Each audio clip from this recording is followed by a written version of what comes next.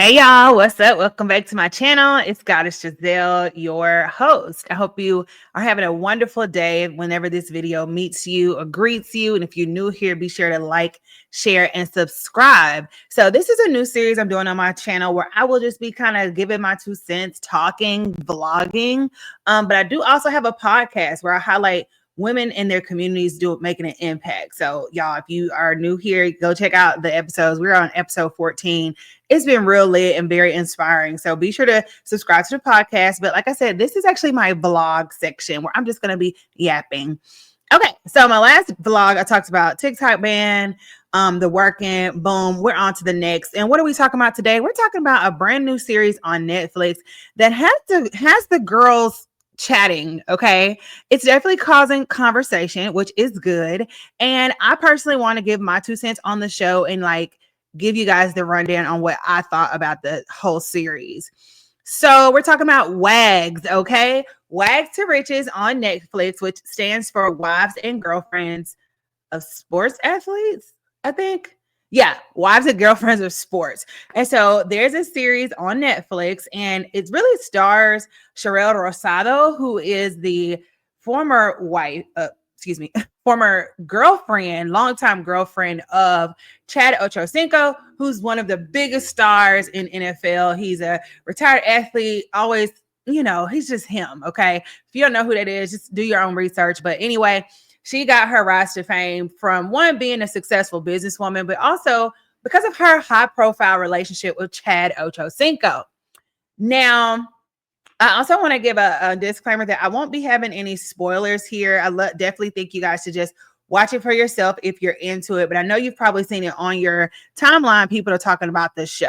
So let's just jump right into it. WAGs to Riches. It's an all-new series. It just aired on Netflix on January 22nd. Of course, I binged it. Me and my husband, said, we were watching it together, okay? And he watched some of it, but I definitely binged the whole season because, of course, there was drama. And y'all know, if y'all know me, I love a little drama, okay? I feel like the theatrics are always needed.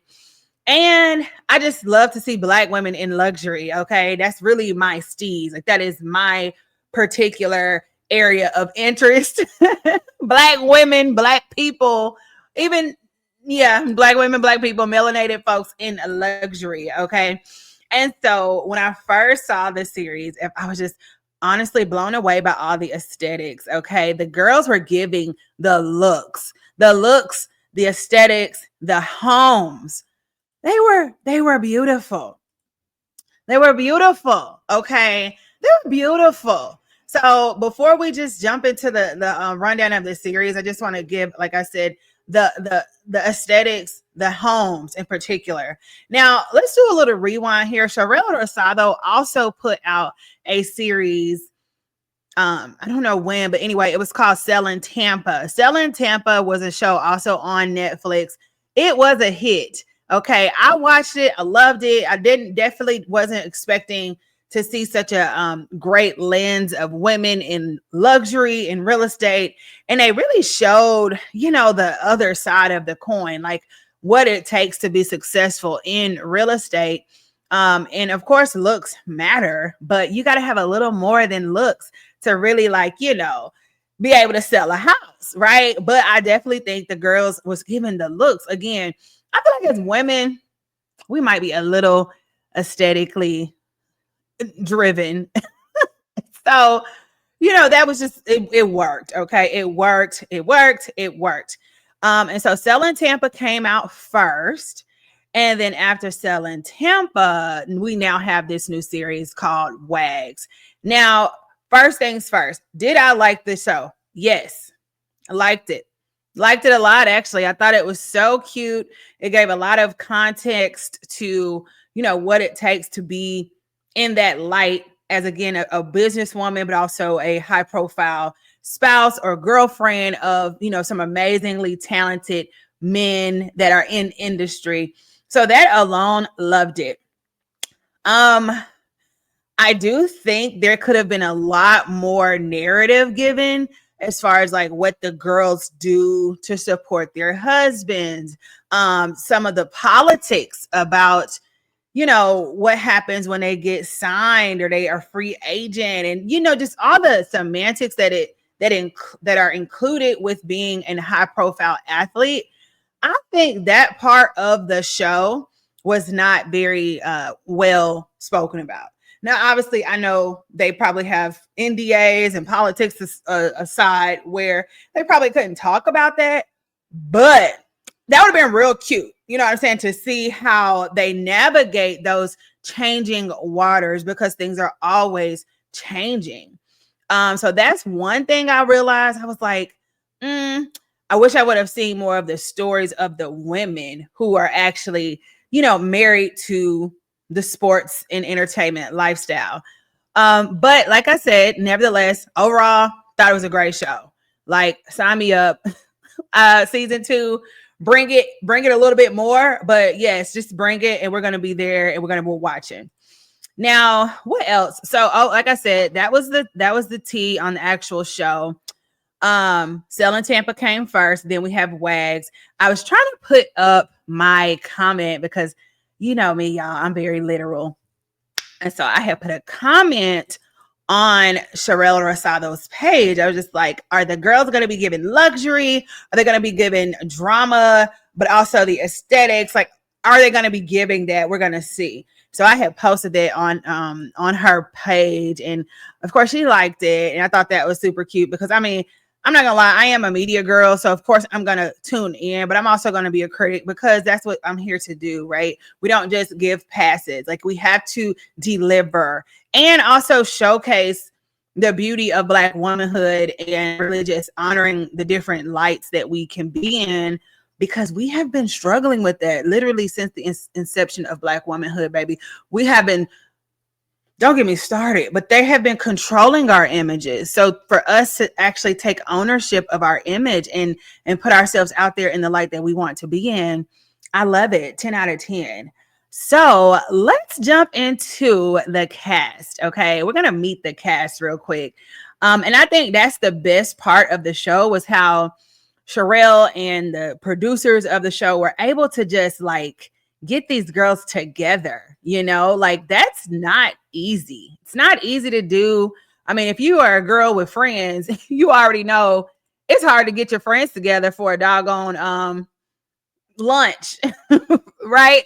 So to orchestrate these girls all at once, I mean, that's just, I love that. It's not easy. So I don't want to undermine the brilliance that there is of casting, and then also curating timelines and experiences and stories to keep us engaged. So let's meet the cast of WAGs. Okay, first we have Sherelle Rosado. Like I said, she's kind of like the queen bee of the show, definitely the HBIC. People were hard on Sherelle. Okay, Sherelle was kind of hard on everybody else too. She gave off a lot of masculine boss energy. Okay, some people were calling it mean. I mean, that came up on the show. I won't go into detail. But Sherelle's character on this show, she was definitely the HBIC, head captain, da da da da da. Now, I ain't gonna lie, when I first watched it, I was just like, oh, Sherelle, girl, you acting a little different than what you were on Selling Tampa. I don't know her, but I just thought that she was a little more nicer, or whatever you want to call it, like girl power, whatever. Y'all know that's my whole steez. But I do have to give Sherelle her credit, because it's funny when a man, a white man in particular, if a white man acted in the way that Sherelle was acting on the show, nobody would bat an eye. If any man of any color, rather, was acting like the way Sherelle was acting on the show, nobody would bat an eye, right? They would be like, well, that's how you got to be. That's just how it is. That's business. But when Sherelle did it, it was such a problem. And I even examine myself. I'm just like, it's unfair that women who are assertive, who are straightforward, who know what they want, who don't shoot the shit, who maybe even consider a BITCH, women like that get a negative stereotype or have a negative connotation surrounding their image and their brand. But if a man was to do it, it would be no issue. And so I think Sherelle is a straight up shark. Okay. She's a shark in a fish tank. And baby, we're going to have to watch her eat. That's what I think. I know that Sherelle definitely came off a certain way on the show, but if it wasn't for her, there would be no show, in my opinion. And it's like we have to give credit where it's due. And I definitely can relate to her just being the HBIC energy. It's like everybody not gonna like you, but you got to do what's best for you, your family, and your own legacy. And I'm a very strong proponent of living your legacy. So it's like you can hate it or love it, she gonna be on top.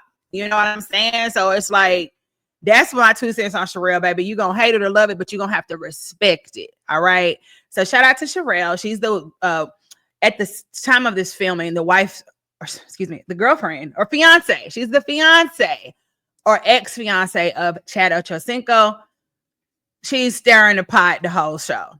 Then we have Miranda Johnson, who is actually the baby, I hate to say that. So she's the mother of Kodak Black's children. And she's the younger one of the bunch. I think she's like 22.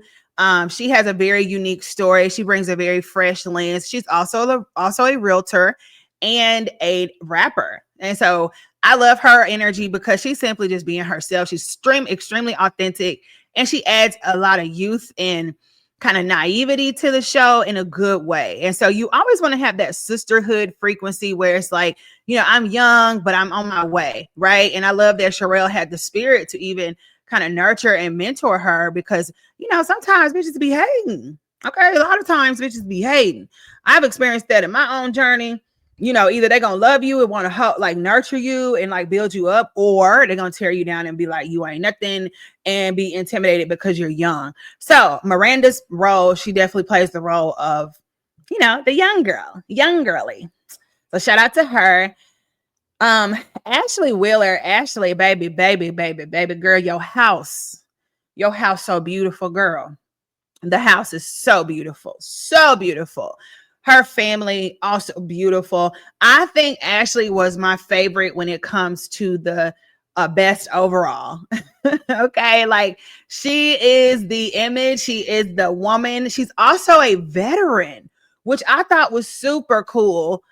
She's a veteran. That means she's about her business, and she's also served in the United States Armed Forces, which is so commendable and respectable. And so, as you see, the women weren't just on the show. Well, some of them wasn't just on the show because they're married to money to sports. No, she's a decorated veteran, and I come from a military family, and so I definitely have respect for her. Her career trajectory, but also, baby, her house was so beautiful. It looks like a resort. Her children, her husband, they just so cute.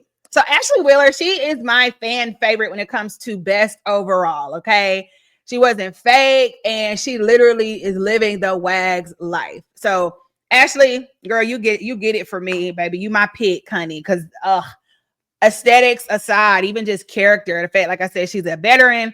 And you could tell she run a tight ship with her family. Okay, like they in order, and I love that, and I admire that, and that's how I aspire to be as a woman who's a wife and growing the family. Like, baby, we got to have some order in the court, and we got to run a tight ship. So Ashley Wheeler, hey girl, hey. Alexis Welch Stoudemire, she is actually the ex-wife of Amari Stoudemire. She kind of, to me, played a very neutral role on the show.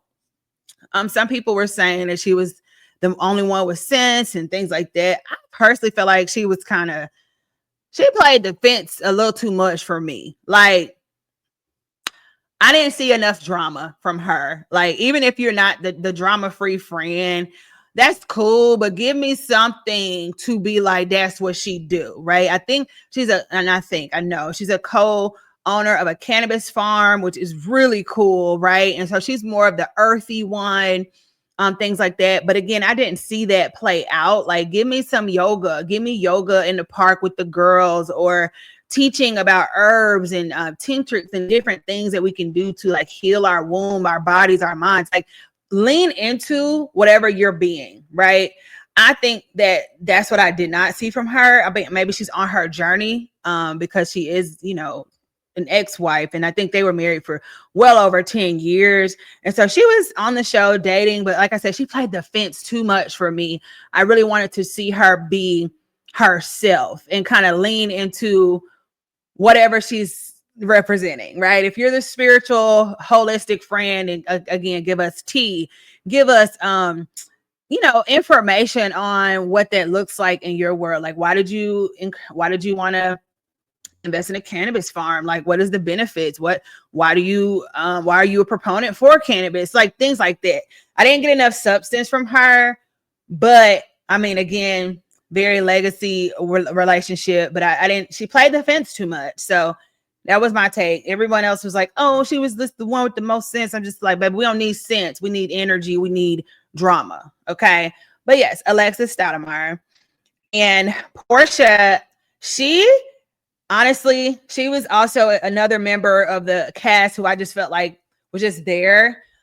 She played the fence too much. She was kind of just running up behind Sherelle, and didn't really give us a story. I know her husband, she is married.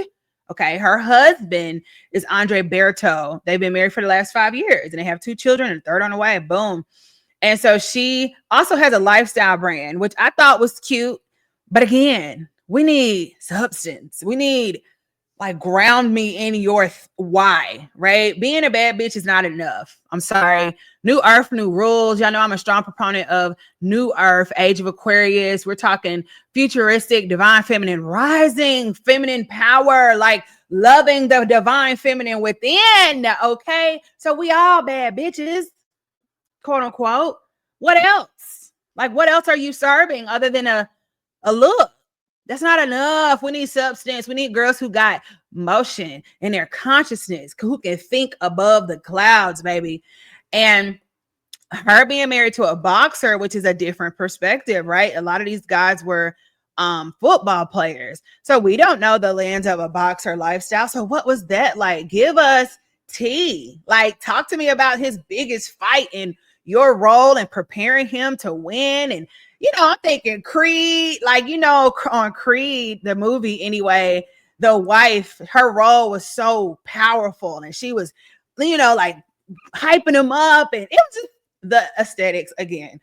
So although I think Portia has a great, I can't even say that because I don't even know. I didn't see it. Let's just say Portia was a cast member.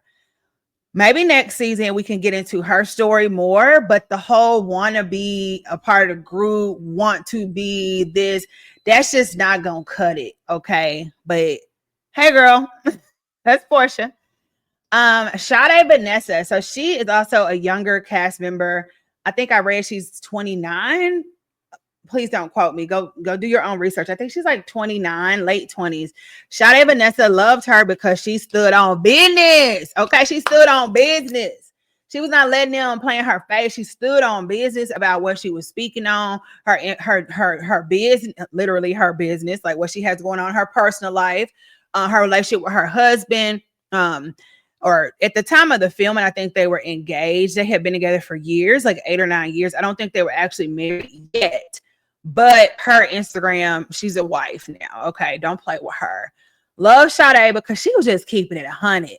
She was saying what all of us were thinking. Like, she was saying what we was thinking. And I love that she was just not cutting nobody no slack, not even Sherelle.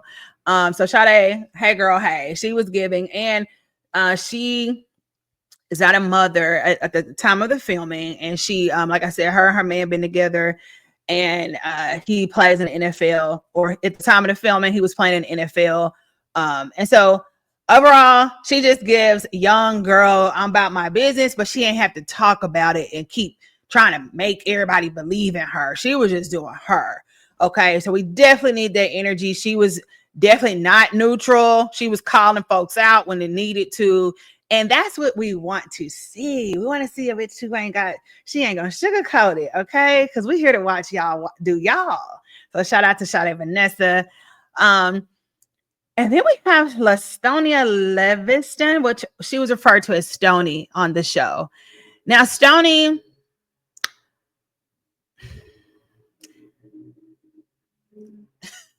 that's so funny. Why am I quiet? So, oh, I know why I'm quiet, because she wasn't really a wife and girlfriend of sports. I think she was a former wife, no, not wife, former girlfriend of entertainment. Um, she has a child with Miami rapper Rick Ross. Okay. So she has a child with Miami rapper Rick Ross. And she had a little tea on the show. Obviously, I'm not going to do any spoilers. But Stoney, I mean, now that I'm sitting here trying to talk about the show, literally, it's like, I don't know. I kind of, I don't know. I mean, her name is Stoney. She didn't get a lot of screen time. She didn't get a lot of screen time. She didn't get a lot of narrative time. It was like she was kind of not included so much in the whole like energy of the show. Really, I would have liked to have seen her share her story of today, right? They brought up some stuff that happened in the past, baby. It's 2025. Okay, anytime I gotta think too far back, I just don't care. I'm sorry, I live in the present. I'm very present, y'all know that. I live in the now. So if you gotta go way back and I gotta do research on some shit, I don't care. That is not relevant to today, right here, right now. Okay. So if I frame my commentary on what's going on today, right here, right now, she's has a boutique in Florida, and I don't think she's dating anyone of status today. So with that being said, okay. Now we got and I ain't mean to listen, y'all. Don't come for me in the comments. I'm just being honest. Like, I'm present, y'all. We as women, especially as Black women, especially as dark-skinned Black women, we gotta make brown skin, because I don't want y'all to come for me either. I'm brown. Okay, baby. I fall on the brown skin side. Now, some people were talking about colorism and saying that there was a lot of colorism and stuff like that. Now, I personally do think that yes, there was a very large majority of light-skinned girls being seen on camera. And Stoney just so happened to be the only brown skinned girl, and she did not get the screen time and like really the lens and lighting that she needed. But let me ask you this question: did she deserve it? That's the question that you need to ask yourself. Because we're not giving people passes or pity parties because of their circumstance or blah blah blah. I'm not that type of friend. I have friends of all shades. It's about who you are, what you're doing right now. Okay, so we're not going to get into the nitty gritty. I don't pull that card. I think Stoney was gorgeous.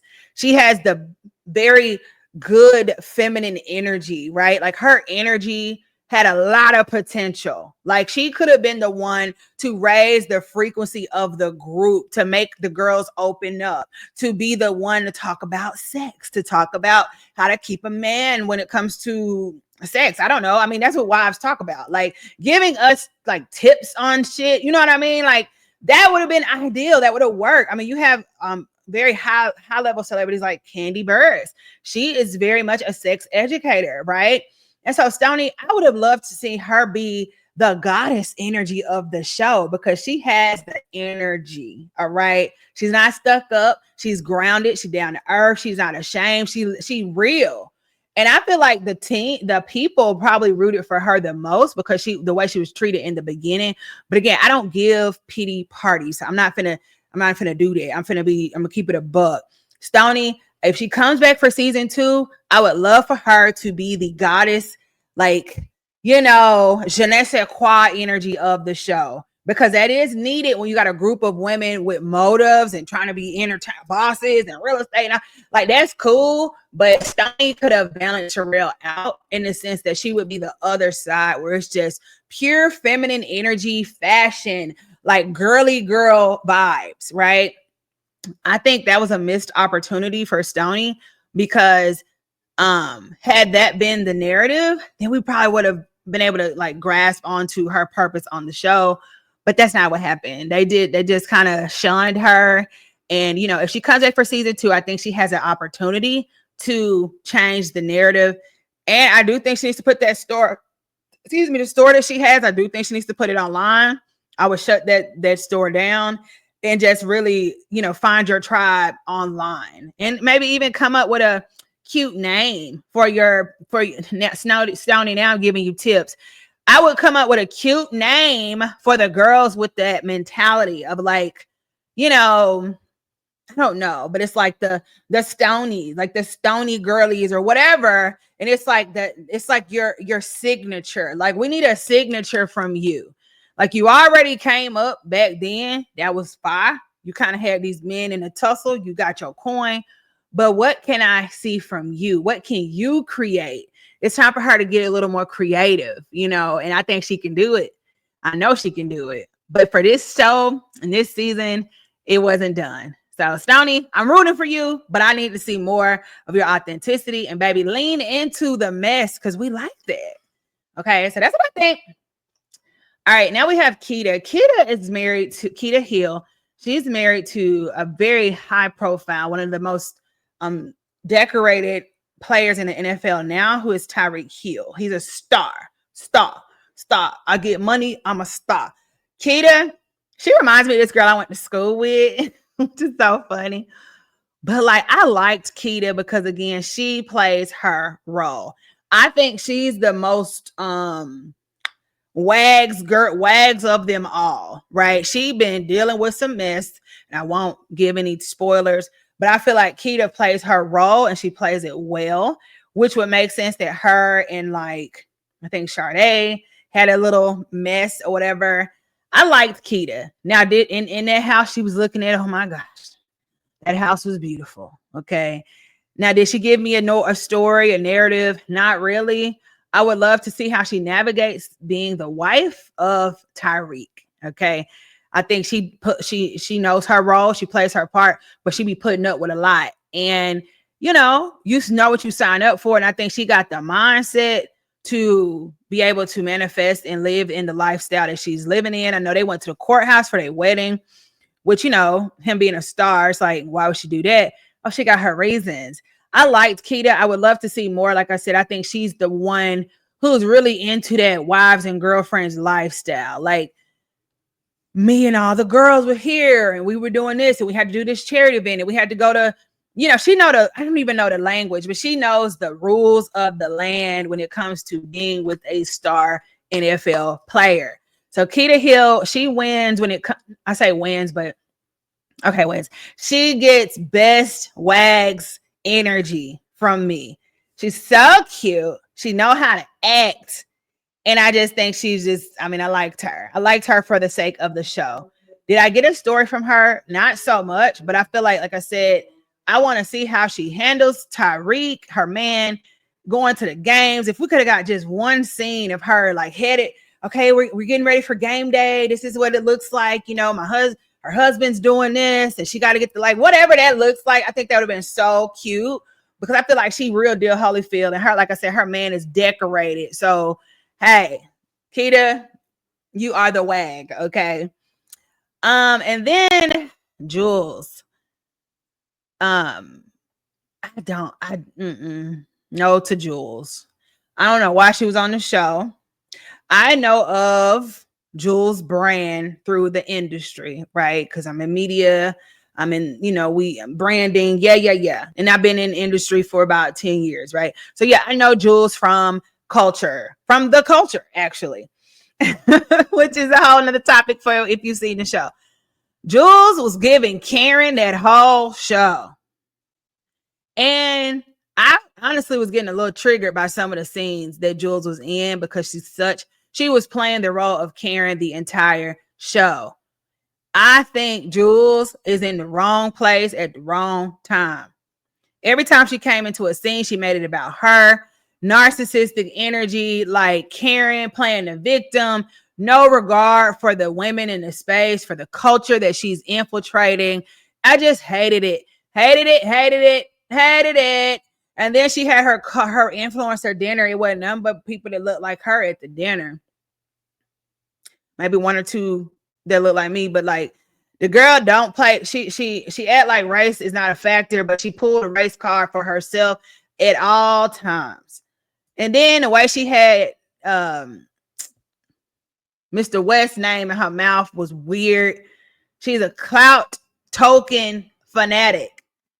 I'm not saying that she do things for clout. I feel like she actually knows these people. She's in these rooms. So she's not lying, I don't think, about anything she presented on the show. But it's like, baby, don't nobody care. We don't care. We don't care. And I think that what could Jules do? Because I'm not finna play like whatever. I think if Jules was an actress or a fashion girl on, or even just an influencer on Instagram, I feel like the crew, her audience would love her. Like white girls, right? I think they would love her. And I feel like she got the look. Okay. She's beautiful. So don't be mad. Don't say that. She's a beautiful woman, but I feel like she's lost in the sauce. And the sauce that she's in, she's out of alignment. So Jules, if you're watching this, I challenge you to get in alignment with your true, authentic self. And if you don't know who that is, take some time away from the scene to get to know yourself.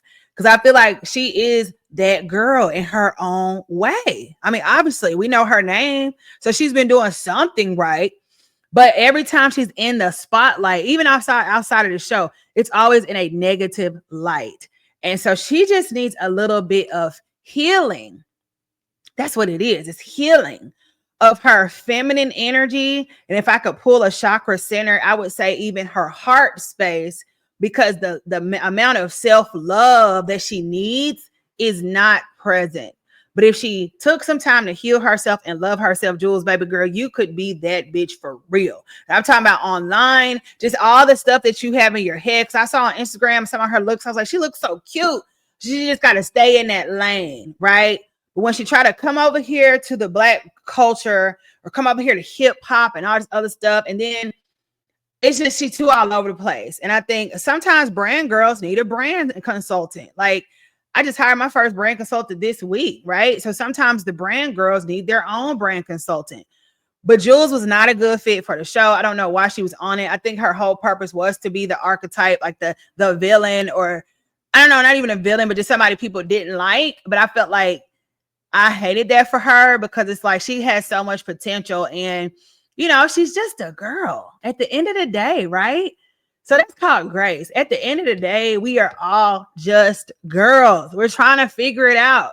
And I feel like, you know, we're all doing our best with what we have. And so, Jules, while I'm not a huge fan of your work and I think you are a great woman. You have a lot of potential, but you got to get in alignment with your authenticity. And because right now it's just causing a lot of unnecessary drama in your life. And I believe that you have potential to live your best authentic life, but you got to get in alignment. You're currently out of alignment with Jules Goddard. Okay. I don't know who you're in alignment with.